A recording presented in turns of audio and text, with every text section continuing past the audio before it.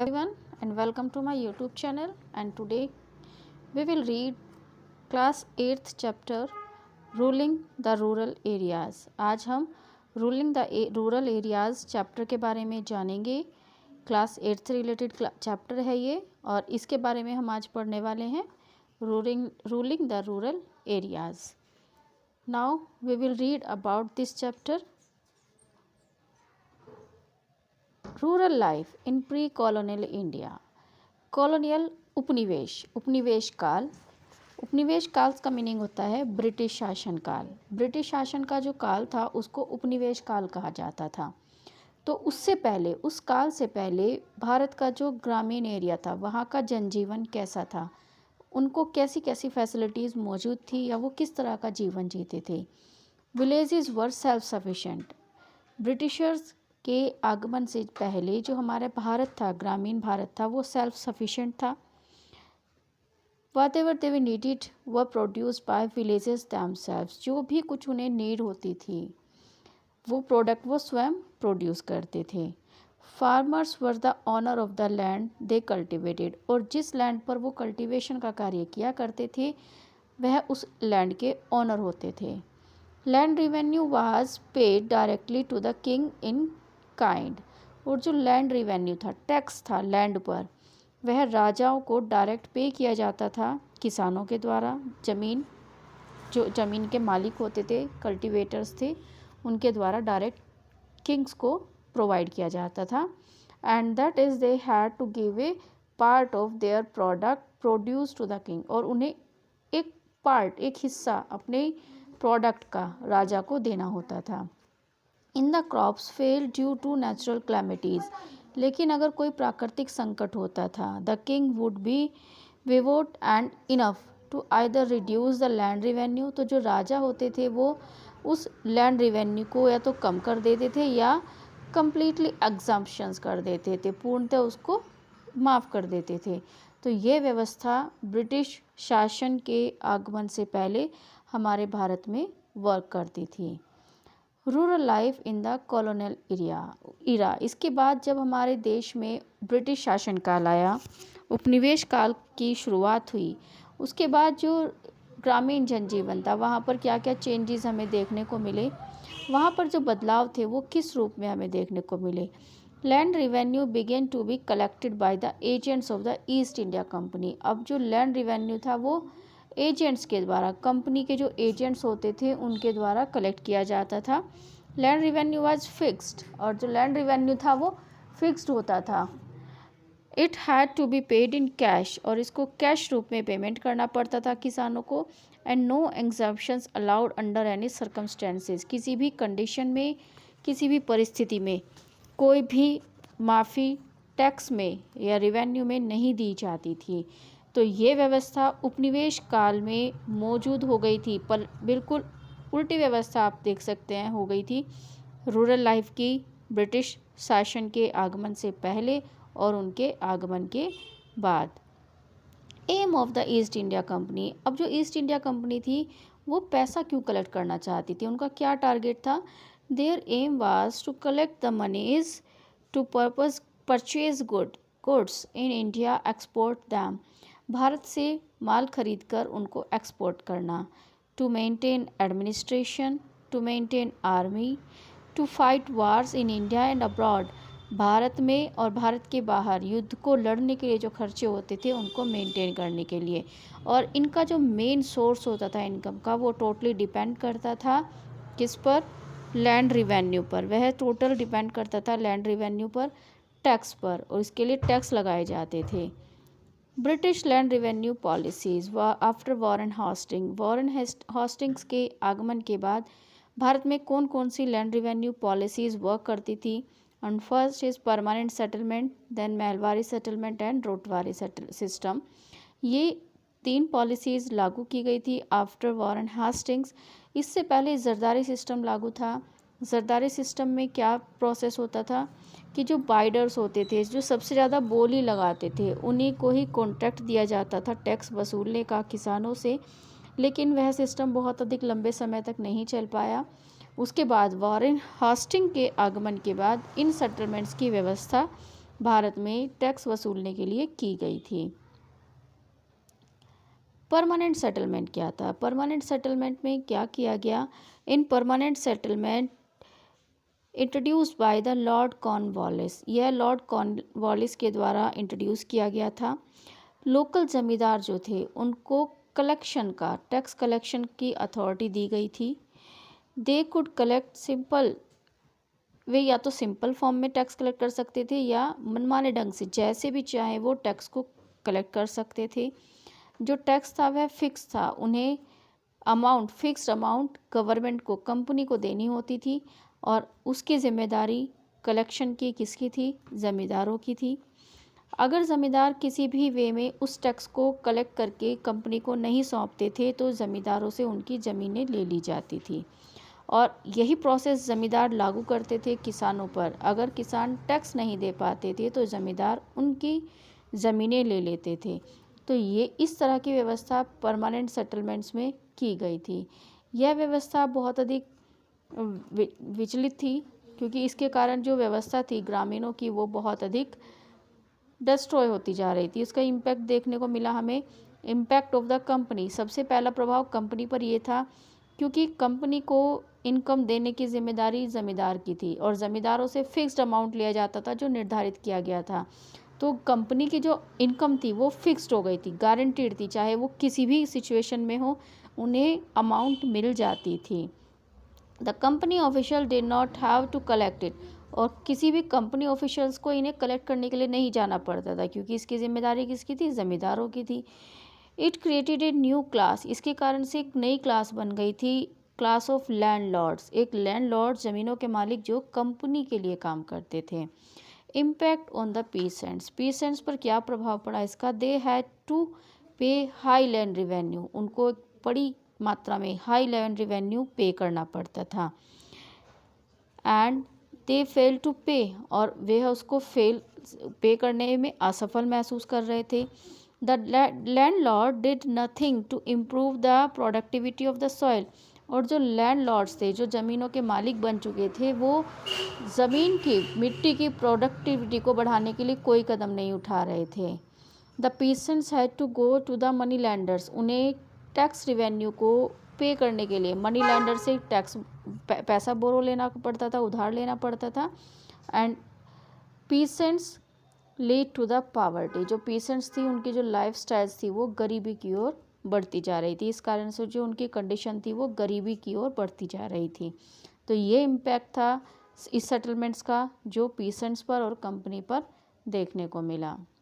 Mahalwari system introduced in western Uttar Pradesh, parts of Madhya Pradesh and Punjab. इस system को लागू किया गया था वेस्टर्न उत्तर प्रदेश, मध्य प्रदेश और पंजाब में। Land was owned by a group of village called mahal, यहाँ पर एक ग्रुप बना दिया गया था विलेजेस का और जो ओनर, उस ग्रुप को महल कहा जाता था और उसका जो ताल्लुकदार था उसको जिम्मेदारी दी गई थी इस टैक्स को वसूल करने की।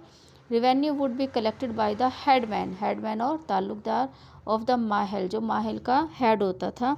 And he would then pass on the company, उसके बाद वह इस टैक्स को वसूलने के बाद कंपनी को पास आउट करता था। Revenue was not fixed permanently, और रिवेन्यू फिक्स्ड नहीं था। इट कुड बी रिलीव्ड, उसको रिलीव किया जा सकता था, चेंज किया जा सकता था अकॉर्डिंग टू कंडीशन। तो ये प्रावधान महलवारी सिस्टम में रखा गया था। रोटवारी सिस्टम, रोटवारी सिस्टम क्या था? रोटवारी सिस्टम में रियॉट, जो कल्टीवेटर्स थे, किसान थे, उनको जिम्मेदारी दी गई थी टैक्स देने की। किसको पे करना होता था? उन्हें अब डायरेक्ट कंपनी को टैक्स देना होता था। बीच से जो मध्यस्थ थे जैसे कि ज़मींदार, ताल्लुकदार, उन सबको हटा दिया गया और अपनी कल्टीवेशन का 55% उन्हें टैक्स के रूप में देना पड़ता था। The company would collect revenue directly to the peasants, जो पीसेंट्स होते थे या कल्टीवेटर्स थे, रियॉट्स थे, उनसे डायरेक्ट कंपनी टैक्स वसूलती थी और अपनी प्रोडक्टिविटी का 55% उन्हें टैक्स के रूप में देना पड़ता था according to the productivity of soil. मिट्टी की उत्पादकता के हिसाब से जितना प्रोड्यूस होता था उसका 55% उन्हें टैक्स के रूप में कंपनी को देना पड़ता था। Impact of the British land revenue policies, जो पीसेंट्स थे उन पर इन सब पॉलिसीज़ का क्या प्रभाव पड़ा। Most peasants had small income, most of जो पीसेंट्स थे उनकी छोटी छोटी इनकम्स थी, लेकिन इसके कारण वो सब क्या हो गई थी, वो डिस्ट्रॉय होती चली गई थी और वो मनी लैंडर्स के हाथों कर्जदार होते चले गए थे। Land was secured them to instead the settle they would mortgage their lands to the money lenders, और जो लैंड थी टैक्स अदा ना कर, जो मनी लैंडर से वो पैसा उधार लेते थे वह अदा ना करने के कारण उनको अपनी लैंड को मनी लैंडर्स को सौंपना पड़ता था। तो मनी लैंडर्स जो थे वो उनकी मर्जी के ऊपर वो जीवित रह चुके थे। अब the landless peasants could directed the support their families, अब जो लैंडलेस पीसेंट्स थे, किसान थे, वो अपनी फैमिली को सपोर्ट करने में सक्षम नहीं रह गए थे। एक नई क्लास डेवलप हो चुकी थी जमींदार्स की, पीसेंट्स की, एंड इसके कारण जो था प्रोडक्टिविटी ख़त्म होती जा रही थी एग्रीकल्चर्स की, and most of them were absentee landlords, और जो लैंडलॉर्ड्स की संख्या बढ़ती जा रही थी वो ऐसे लैंडलॉर्ड्स की बढ़ती जा रही थी जो जिनकी ज़मीनें गांव में थी लेकिन वो शहरों में रहते थे, उनको एब्सेंटी लैंडलॉर्ड्स कहा जाता था।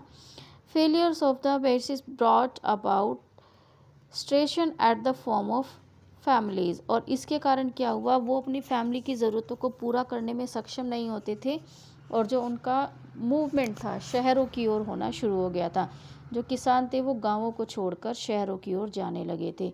तो ये प्रभाव भी देखने को मिला किसानों पर इन सब प्रोडक्ट्स का उत्पादन का। उसके बाद नेक्स्ट था cultivation of cash crop. Britishers ने अपनी पॉलिसी के तहत किसानों को फोर्स किया कैश क्रॉप उगाने के लिए। फूड क्रॉप की जगह जो सटल कृषि थी उसमें इंट्रोड्यूस किया गया कैश क्रॉप को। और कैश क्रॉप को किस ईयर में, 19th सेंचुरी में इनको इंट्रोड्यूस किया गया, ब्रिटिशर्स ने फोर्स किया। कौन कौन सी टाइप की कैश क्रॉप्स थी, just as indigo, jute, oil seeds, sugar cane, tea, coffee और cotton. These were needed as raw materials for the British manufacturing industries, क्योंकि जो ब्रिटिशर्स की इंग्लैंड में इंडस्ट्रियल मैन्युफैक्चरिंग इंडस्ट्रीज़ थी वहाँ पर उनको इस तरह के रॉ मटेरियल्स की नीड होती थी। और इन मटेरियल्स की जो खूबी थी वो क्या थी कि ये जो मटेरियल्स थे वो ऐसी ही लैंड पर उगते थे जहाँ की जो मिट्टी होती है वो बहुत कल्टीवेटेड होती है। तो भारत की जो लैंड थी वो बहुत अधिक कल्टीवेटेड थी। इस कारण से किसानों को भारत में फोर्स किया जा रहा था कैश क्रॉप उगाने के लिए। और इस कारण से जो ब्रिटिशर्स थे वो चाहते थे कि जो किसान हैं वो फूड क्रॉप की जगह कैश क्रॉप का उत्पादन करें। इसका इम्पैक्ट किस रूप में देखने को मिला, धीरे धीरे जो फूड क्रॉप्स थी उनका प्रोडक्शन कम होता चला गया और भोजन की जो शॉर्टेज थी वो देखने को मिली। अब फूड शॉर्टेज यहाँ पर भारत में देखने को मिलने लगी। तो इस तरह से कैश क्रॉप को उगाने के लिए फोर्स किया गया। The case study of Indigo, यहाँ पर एक मेन प्रोडक्ट के रूप में जाना जाता है indigo. Indigo is a blue dye, a blue coloured dye is extracted from the indigo plant, जिसको इंडिगो प्लांट से प्राप्त किया जाता था। This dye is use to dye clothes, इसका यूज़ कॉटन के क्लोथ्स जो होते थे उनको डाई करने के लिए किया जाता था। This dye was great demand, उस समय पर टेक्सटाइल इंडस्ट्री में इस डाई की बहुत अधिक डिमांड थी। तो उस समय भारत में नील की खेती करने को फोर्स किया जाता था किसानों को। The cash blue colour dye is extracted from the plants and used for cotton clothes. Britain turn to, इस कारण से जो ब्रिटर्स थे, ब्रिटेन के पीपल्स थे, ब्रिटिशर्स थे, over the years many company officials left their job. धीरे धीरे जो कंपनी ऑफिशियल्स थे उन्होंने अपनी जॉब छोड़कर वो एक इंडिगो बिजनेस की ओर बढ़ावा उन्होंने देना शुरू कर दिया था। Attracted by the prospects of high profiles, numerous Scotsmans and Englishmans come to India and became planters, और वो सब किस रूप में डेवलप हो चुके थे, इंडिगो प्लांटर्स के रूप में वो भारत में डेवलप हो चुके थे। बहुत सारे ब्रिटिश ऑफिसर्स थे जिन्होंने भारत में इंडिगो प्लांटेशंस लगाने शुरू किए और प्लांटर्स के रूप में अपने आप को स्थापित करना शुरू किया था। इसके लिए 2 टाइप्स के मेथड्स यूज़ किए जाते थे इंडिगो कल्टीवेशन में। Methods of indigo cultivation is nij and ryot. Nij में क्या होता था, nij production system the planters brought the land and rented it from the zamindar. जो प्लांटर्स थे वो या तो ज़मीन खरीद लेते थे या उधार लेते थे ज़मींदारों से, और वहाँ पर मज़दूरों को लगाकर डायरेक्टली हायर करते थे एम्प्लॉयज़ के रूप में मज़दूरों को, और इंडिगो का प्रोडक्शन उस पर कराते थे। तो इस मेथड में लैंड्स को या तो ख़रीदा जाता था या रेंट पर लिया जाता था। And under the reward system जो प्लांटर्स थे वो फोर्स करते थे, एक कॉन्ट्रैक्ट साइन कराते थे, और इस चीज़ के लिए फोर्स करते थे कि जो कॉन्ट्रैक्टर्स है वो कॉन्ट्रैक्ट साइन करने के बाद अपनी लैंड पर एटलीस्ट 25% एरिया पर उनका जो होल्ड है इंडिगो प्लांटेशंस का उसको कल्टीवेट करेगा। तो ये 2 मेथड्स प्रचलित हो गए थे। How did great Britain's produce Indigo? Indigo का प्रोडक्शन कैसे हुआ ग्रेट ब्रिटेन्स के द्वारा? Britain's climate was not suitable for the cultivation of Indigo. मैंने अभी बताया था आपको, जो ब्रिटेन का क्लाइमेट था वो सुइटेबल नहीं था इंडिगो प्रोडक्शंस के लिए, और भारत की जो लैंड थी वो बहुत अधिक कल्टीवेटेड थी। इस कारण से वो चाहते थे कि भारत में इस तरह की कैश क्रॉप्स का प्रोडक्शन किया जाए, और इसीलिए इंडिगो प्लांटेशंस यहाँ पर डेवलप की गई भारत में, और इनको इंक्रीज़ किया गया। लेकिन इसके कारण एक क्रांति की शुरुआत हुई। जो पीसेंट्स थे, जो किसान थे, जिनको फोर्स किया जा रहा था नील की खेती के लिए, कैश क्रॉप्स के लिए, वो सब अब खिलाफ हो चुके थे प्लांटर्स के, ब्रिटिश ऑफिशियल्स के और ज़मींदारों के। उन सब ने विरोध करना शुरू कर दिया, नील की खेती के कल्टीवेशन को डिक्लाइन करना शुरू किया, जिसके कारण से एक नई रिबेलियन, नील की खेती के प्रति जो रिबेलियन थी, विद्रोह था, वो सामने आने लगा किसानों के रूप में। इसके कारण क्या हुआ, एक पावरफुल पीसेंट्स प्रोटेस्ट हुआ, एक शक्तिशाली विरोध किसानों के द्वारा, और thousands of peasants protested to grow indigo on their lands। उन्होंने विरोध करना शुरू कर दिया अपनी लैंड पर इंडिगो के उत्पादन के लिए। The cultivators and the factories, जो फैक्ट्रीज होती थी वहाँ पर इसके खिलाफ काम करना शुरू किया। गोमताज से जो एजेंट्स थे या प्लांटर्स थे उनके ऊपर अटैक किया गया, और उनको डिनाई किया गया अपनी लैंड्स पर इंडिगो का प्लांटेशन करने से। और इसके बारे में आनंद भट्टाचार्य ने अपनी पुस्तक इंडिगो रिबेलियन में भी वर्णन किया है, इसके बारे में बताया है। Impact of the indigo rebellion, indigo rebellion का क्या इम्पैक्ट पड़ा, क्या प्रभाव देखने को मिला? The British government set up indigo commission, indigo commission की स्थापना की गई।